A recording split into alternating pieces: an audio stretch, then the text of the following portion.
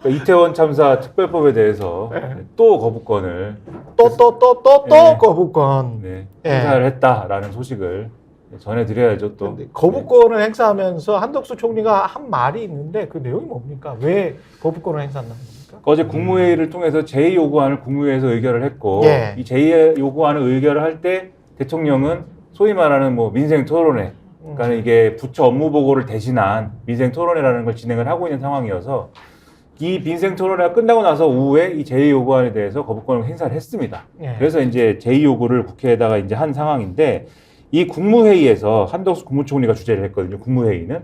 그 국무회의에서 제2 요구안을 의결하는 이유에 대해서 설명을 했어요. 한덕수 국무총리가. 뭐라고 얘기를 했냐면 크게 나누면 한 3가지 정도의 이유를 설명을 했는데 이유를 설명하기 전에 그동안 정부는 어쨌든 이 참사에 대해서 조사를 하고 그다음에 나름대로 뭐 국회 국정조사라든가 이런 것들에 대해서 성실히 응하고 뭐 이런 것들을 참 온 힘을 다해서 최선을 다했다 이런 식으로 일단 설명을 했는데 그러한 절차들에 따라서 수사라든가 이런 것들이 충분히 됐다. 그래서 이 관련된 사람들이나 이런 사람들이 사법 처리나 이런 것들이 된 상황이기 때문에 이게 충분히 이제 나름대로는 절차가 이루어진 측면이 있다라고 이제 설명을 했고 그 다음에 그러한 어떤 검경의 수사 결과에 문제가 있다라는 명확한 근거가 없는데 이 특조위를 설치하는 것이 잘못됐다라는 이제 설명을 여기다 덧붙였습니다. 그리고 그런 상황에서는 이 특조위를 만들어 가지고 특별법에 나와 있는 절차대로 이 어떤 조사나 이런 것들을 진행하는 거는 국가 행정력과 재원을 소모하는 거고 국민의 분열과 불신만 심화시킬 우려가 있다라고 주장을 했고요. 그리고 특조위가 동행명령, 압수수색, 의뢰 이런 강력한 권한을 행사하게 돼 있는데 예. 이게 국민의 기본권을 과도하게 침해할 소지가 크다라고 얘기를 했고 특히 이제 일종의 이제 영장 청구를 요구할 수 있게 돼 있는 부분에 대해서도 강력하게 우려를 표명을 했는데 이게 마치 이제 어떤 헌법상의 이 권한 문제가 있는 것처럼 표현을 했습니다.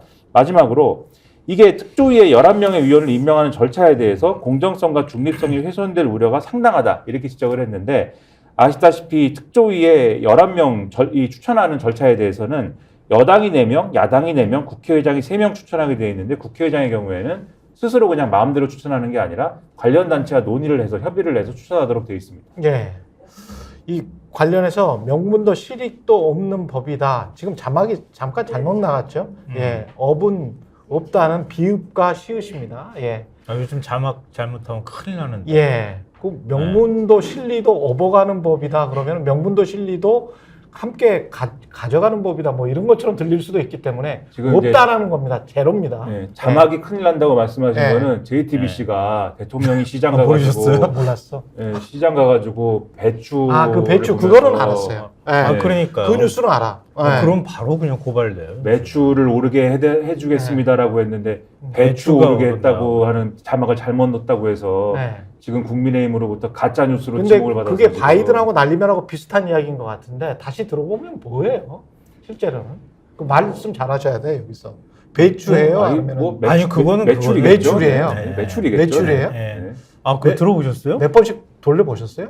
아니, 좀 그렇지는 않았는데 설마 다른 사람이 그걸 틀릴까 해가지고. 배추 올려야 되겠다라는 말을 했으면 이게 배추값 올려야 된다. 이거는 인플레이션에 대한 그 공감 능력이 완전히 떨어지는 대통령이라고 해가지고 충분히 비판받을 만하고 매출 올려야 된다라고 했으면 뭐 상인들 장사 잘 됐으면 좋겠다라는 그런 덕담으로 인식될 수 있고 그러니까 이제 대통령실에서 과민 반응하지 않았나 뭐 그런 생각도 드는데 과민 반응을 하는 것까지는 좋아요. 예. 뭐 예를 들면 아닌데 왜 이러냐. 그렇지. 입장을 내면 되지. 예. 그걸 가지고 고발을 한다고 하면 고발.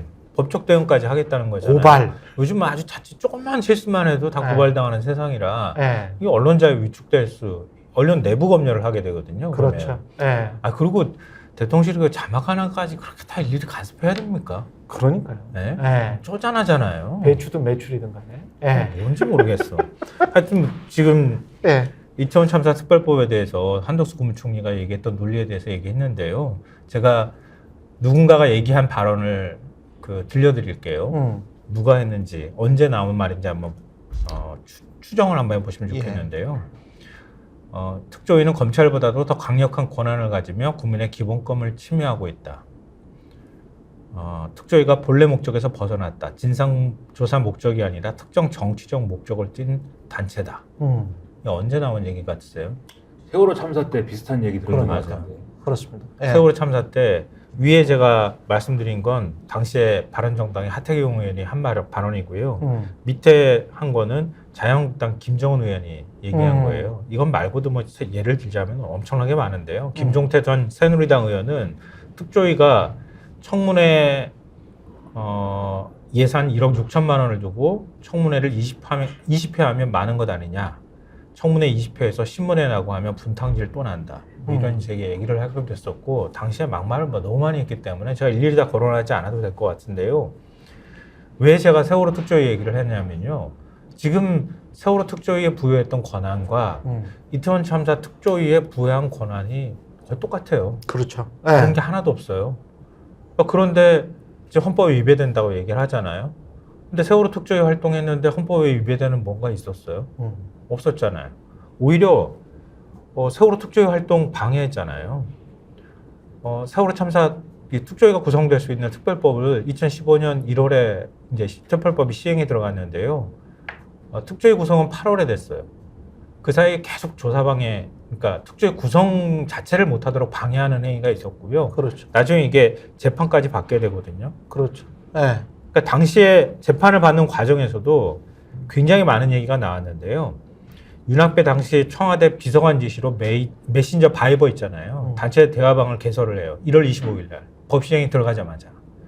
참석자 14명이 모두 해수부 출신이었는데요. 세월호 업무 담당하는 사람들이었고요. 특조위 활동을 감시하면서 이를 상황 보고했어요. 이게 11월 특조위 관련 현황 대응 방안 문건이 언론에 공개되기 그랬었죠. 전까지 계속 그게 예. 있었고요. 해수부 출신 박승기 당시 새누리당 전문위원이 바이버 대화방에서 해수부에서 칼을 잘 갈고 계셔야 할 것 같다. 이렇게 말을 했는데요. 그러니까 특조위 예산을 줄이려고 해수부가 노력해야 한다. 이런 의미고요.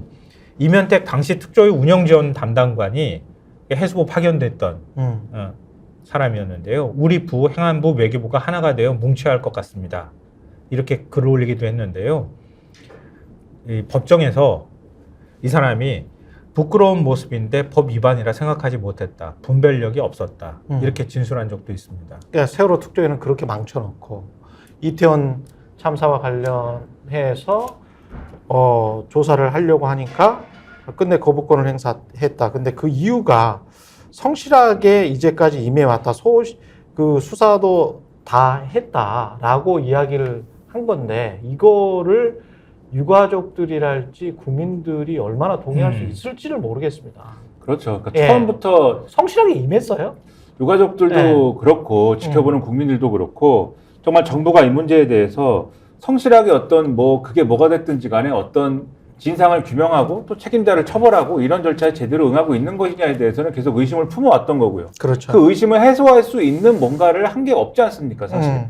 그러니까 정부는 예를 들면은 책임질 사람 다 책임지게 됐다. 심지어 그 책임자라고 할 수 있는 김강호 서울청장도 기소하지 않았느냐 뭐 이렇게 얘기하고 있는데 기소하기 싫은 거를 거의 뭐 억지로 기소하도록 만들다시피 해가지고 여기까지 온 거잖아요. 그러니까 그것도 원래는 수사팀은 처음에 이제 수사하던 수사팀은 이거는 기소해야 된다는 입장을 가지고 있었는데 수사팀이 바뀌고 대검에서 이 수사는 신중해야 된다 이렇게 입장을 갖고 가면서 기소 안 하는 걸로 거의 결론이 날 것 같이 되다가 그냥 기소 안 하면은 이상해질 것 같으니까 수사심의를 그러면은 소집해가지고 여기서 한번 얘기를 해보자.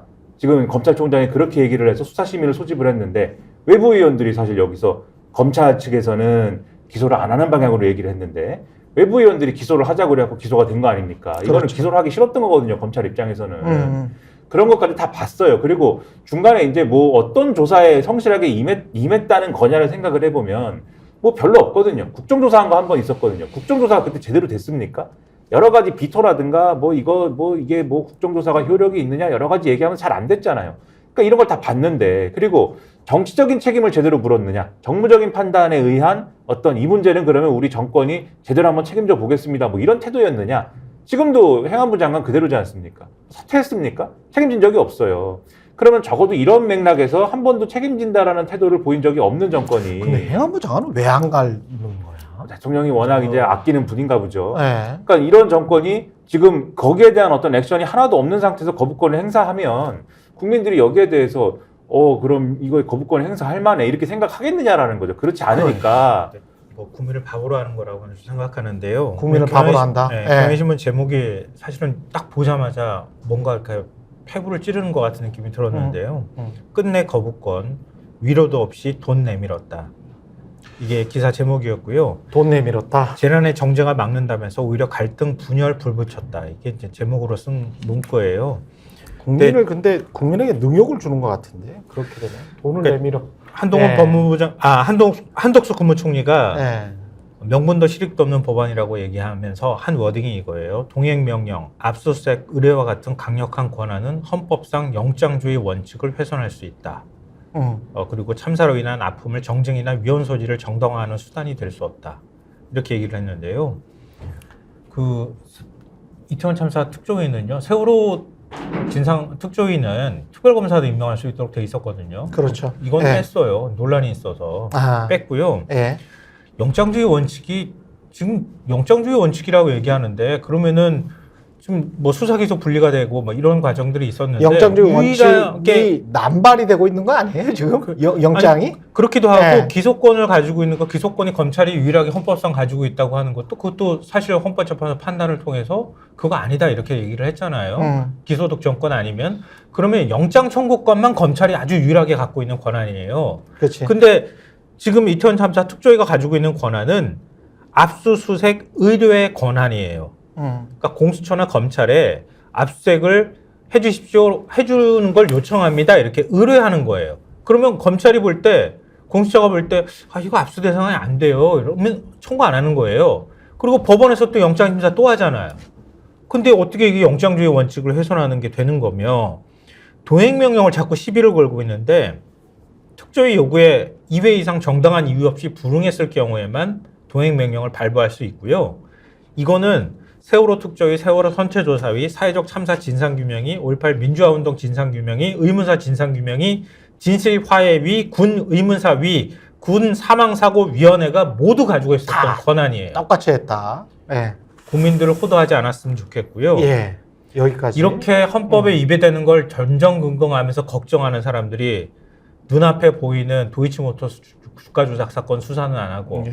김건희 여사 주가 조작 명품백 사건. 가방 예. 받는 거 영상이 공개됐는데 그거는 왜 법적으로 뭐 수사를 하니 어쩌니 이런 소리를 안 합니까? 그거는 몰카 공작이라고 규정을 하고. 예. 몰카 공작도 일단 수사를 해야 뭐 몰카인지 아닌지 알 거 아니에요. 근데 일단 받았잖아요.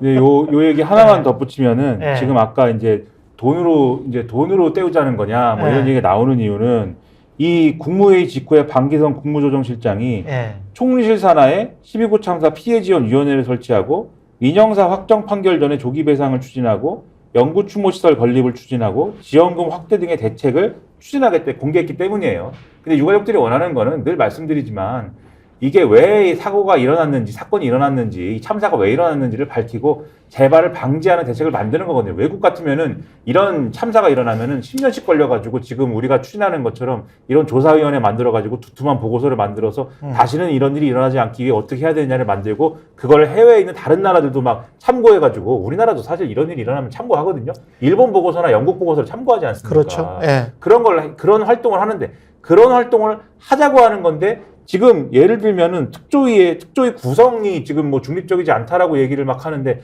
이게 유가족이 추천하는 그것도 이제 중립적이지 않다라고 주장해서 국회의장이 추천하는 걸로 바꿨지 않습니까? 국회의장도 정부 여당 입장에서 보면은 상대편인가요? 그러니까 유가족도 상대편이고 국회의장도 상대편인가요? 이런 식으로 하면 안 된다는 것이고 이게 제가 볼 때는 국민 여론이 볼 때 안 좋을 것 같으니까 지금 어떤 얘기가 나오냐면 그냥 이렇게 거부권을 행사하고 그냥 국회로 넘긴 다음에 재해결 국면에서 그냥 부결시키지 말고 재협상을 해보자 이런 얘기가 그래서 나오는 것 같아요. 그게 이 대통령실 발로도 나오는 관계자 발로 나오는 언론 코멘트가 뭐가 있냐면 이것도 독소조항이라고 얘기를 하는데 뭐가 독소조항입니까? 독소조항에 동의할 수 없지만 어쨌든 언론 인용하는 거니까 독소조항을 제거하는 방식으로 재협상을 여야가 해준다면 예. 그 결과가 나오면 우리는 그것을 수용하겠다 이렇게 얘기를 하고 있거든요. 그런데 지금 말씀드린 대로 유가족도 그리고 국회의장도 적으로 돌리는 그런 인식을 가진 분들이 어떻게 재협상을 할 수 있을까요? 현실적으로 그런 부분에 있어서는 큰 의문이 있다고 말씀드리겠습니다. 이것만 계속 얘기할 수 없으니까요. 마지막으로 제가 이 말씀만 드릴게요. 세월호 특조위 같은 경우에는 17명이었어요. 특조위원이 대법원장, 대한변협, 추천 몫이 있었고요. 나머지 여야가 각각 5명씩 추천하고요. 유가족들이 3명 추천할 수 있도록 했었어요. 근데 이번에 유가족 추천하는 게 유당이 뭐 유가족이 야당 편향당 단체라고 국민의힘에서 주장했잖아요. 유가족 추천목도 뺐어요. 또 국회의장이 추천하도록 한 거잖아요.